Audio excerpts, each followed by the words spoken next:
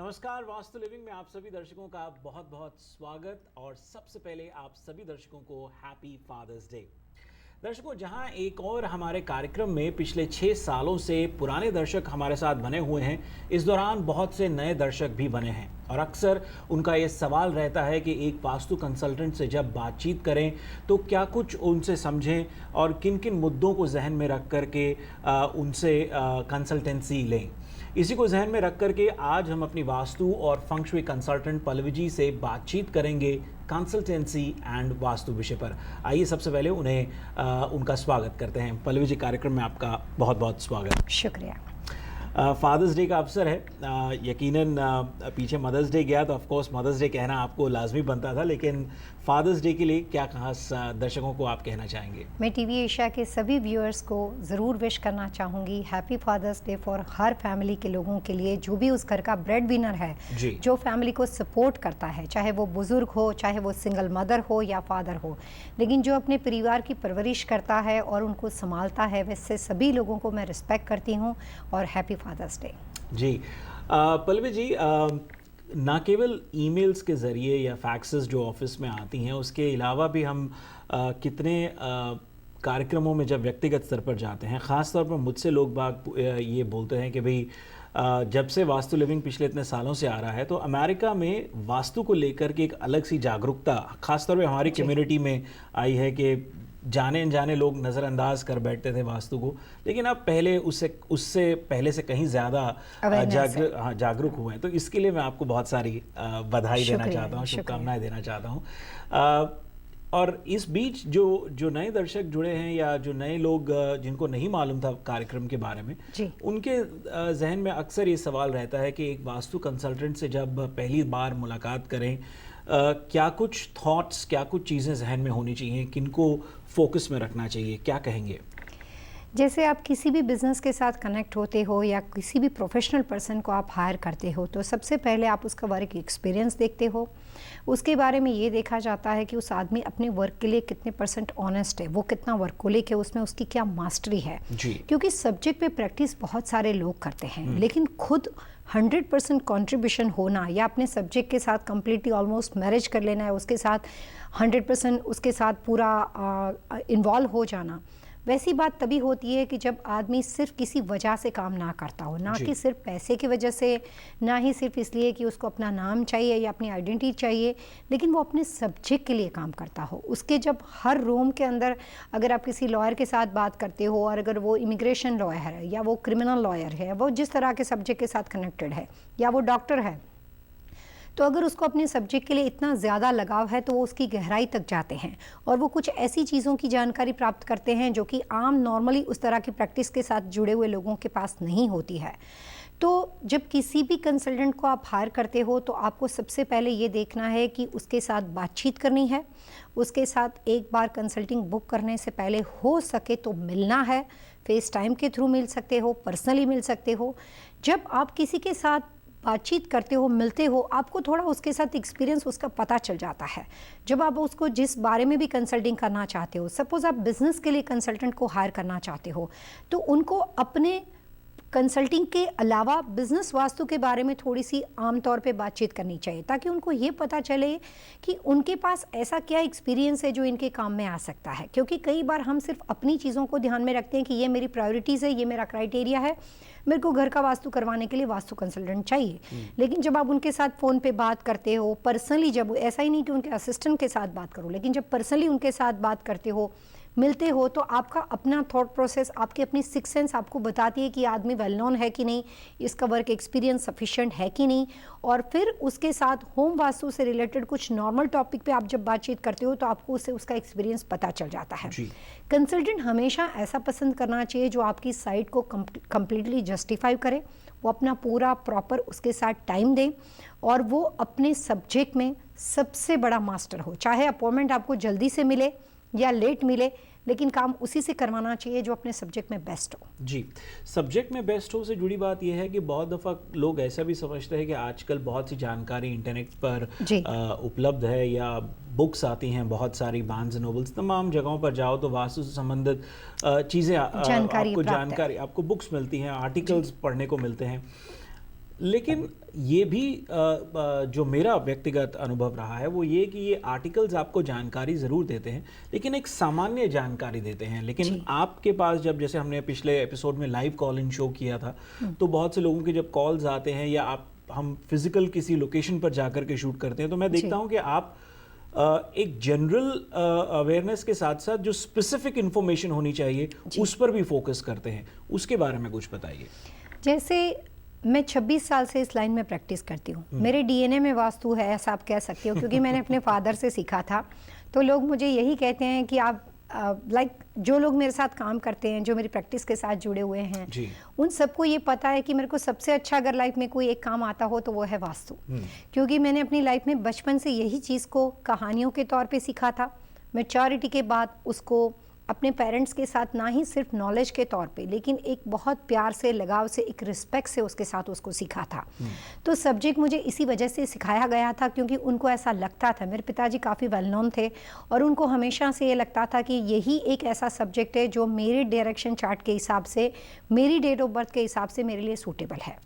मेरे इंस्टीट्यूट में मेरे पास कोर्स करने के लिए बहुत सारे लोग आते हैं। उनके कोर्स करने से पहले मैं उनकी जब नाम और डेट ऑफ बर्थ लेती हूँ, तब मुझे बहुत बार ऐसा लगता है कि इन्होंने सिर्फ कोर्स करना है, बाकी इनको कुछ प्रैक्टिस नहीं होनी है। मैं कई बार उनको कह भी देती हूँ कि अगर आपको करना है तो मैं करवाती हूँ, बट आप इसमें आगे कुछ नहीं कर पाओगे। हर आदमी की डेट ऑफ बर्थ के हिसाब से, जैसे वो लिकर स्टोर में बेस्ट रहेगा, जैसे वो मीडिया में बेस्ट रहेगा, जैसे वो डॉक्टर तरीके उसके प्रोफेशन में होता है कि उसका करियर मैन काइंड लग उसको बेस्ट डॉक्टर बना सकता है। Same thing for vastu also, कि जिसकी जमीन के साथ बहुत अच्छी लेन देन होती है वही अच्छा वास्तु कंसल्टेंट बन सकता है। और मेरे को इंसानों के नेचर से भी ज़्यादा अच्छे ज़मीन की भाषा समझ में आती है। वो क्या कहती है वो मैं समझ पाती हूँ, मैं उसके साथ बात कर सकती हूँ, ये आप कह सकते हो।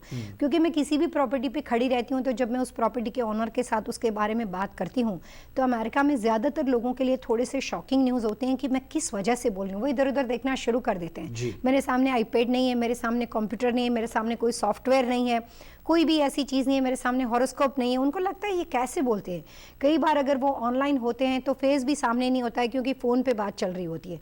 तो कई बार लोगों के लिए बड़ा सरप्राइज होता है। लोग आज तक ये ढूंढने में बिजी है कि मैं किस बेस पे ये बातें बताती हूँ, लेकिन उसमें कोई सीक्रेट नहीं है। बहुत सिंपल सी बात है कि मेरा एक्सपीरियंस है और इसमें कोई बहुत बड़ी बात नहीं है। क्योंकि दिन रात 24 घंटे आप सवेरे शाम एक ही काम करते रहते हो, तो धीरे धीरे करके अगर एक अच्छा टेलर है और अगर वो एक ही तरह की चीज़ों के साथ वो काम करता है, अगर वो आंख बंद करके भी अगर अपना कटिंग करेगा ना, तो वो सेम ही तरह से कर लेगा। तो एक्सपीरियंस से बड़ा कोई भी वर्क प्लेस नहीं होता है। वास्तु की प्रैक्टिस में ये बात होती है कि बुक्स आपको इंफॉर्मेशन प्रोवाइड करती है, लेकिन साइट और प्रैक्टिस आपको कंसल्टेंट बनाती है।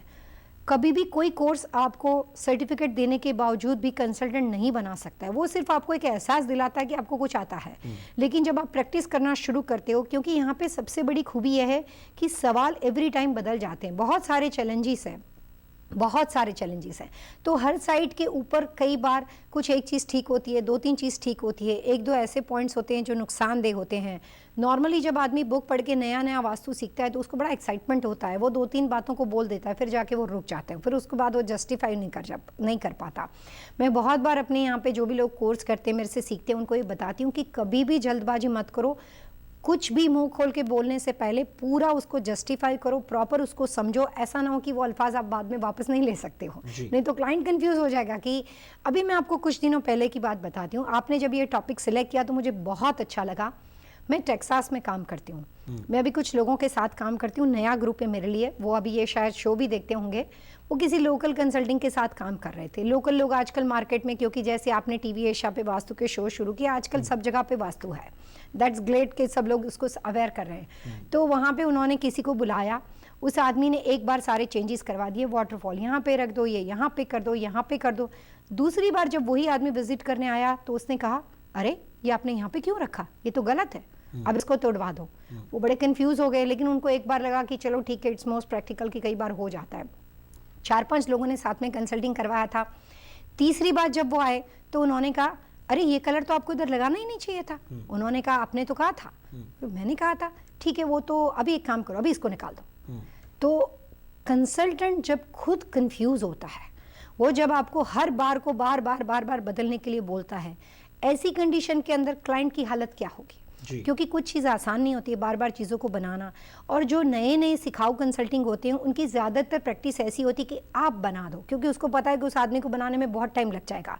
अगर मेरे को आपको कुछ कहना है कि आप इस चीज़ को बना के आके आओ, तो आपका एक डेढ़ महीना तो उसी में आपका स्पेंड हो जाएगा, तो और टाइम मिलेगा मेरे को सोचने के लिए कि और क्या करना चाहिए।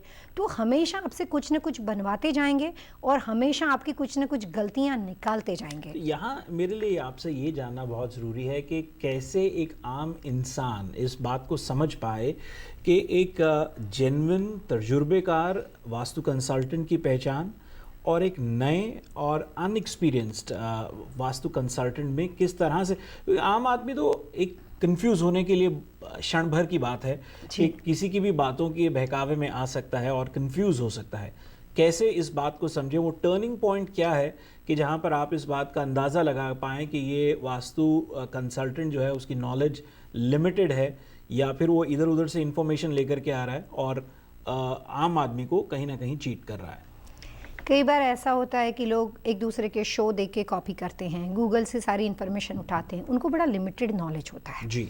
अगर क्लाइंट खुद तजुर्बेकार है, बिजनेस में है, एक्सपीरियंस है, तो उसको उस आदमी के साथ बातचीत करने के बाद थोड़ा बहुत आइडिया आ जाता है कि इसको ज़्यादा नॉलेज नहीं है। हमेशा किसी भी कंसल्टेंट को हायर करने से पहले जो आपकी प्रायोरिटीज़ है उसके अलावा उस सब्जेक्ट के बारे में उससे ज़्यादा बात करने की कोशिश करो।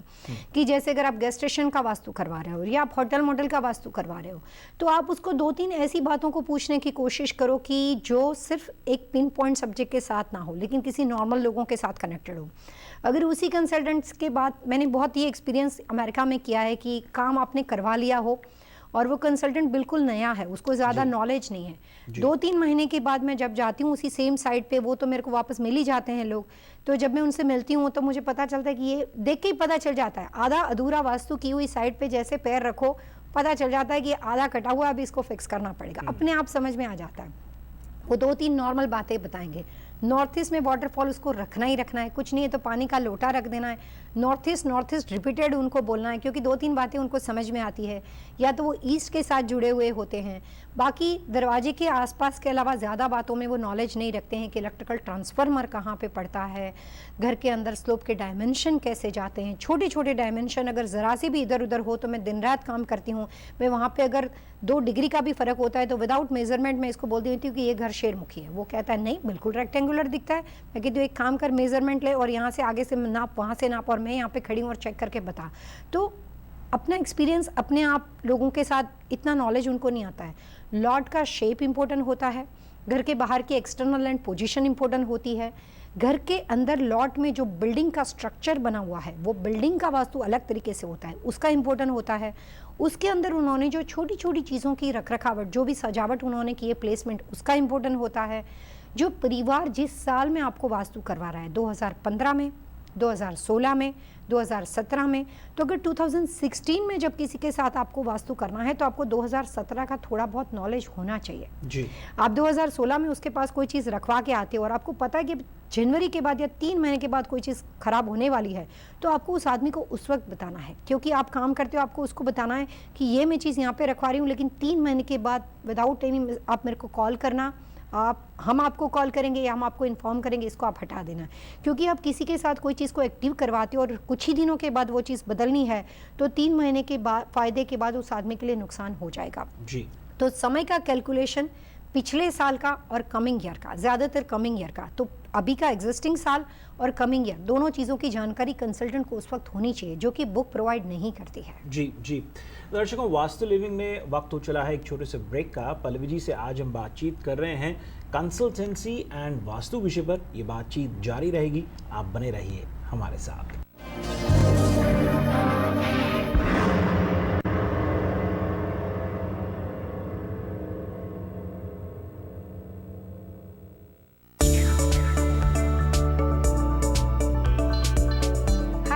Pallavi Chillabada. You are probably wondering why Vastu living is important. Vastu is not just about the construction of the home, but it's a complete lifestyle that regulates your home. Vastu Shastra is increasingly gaining popularity for its powerful and proven results. For more information, visit Pallavi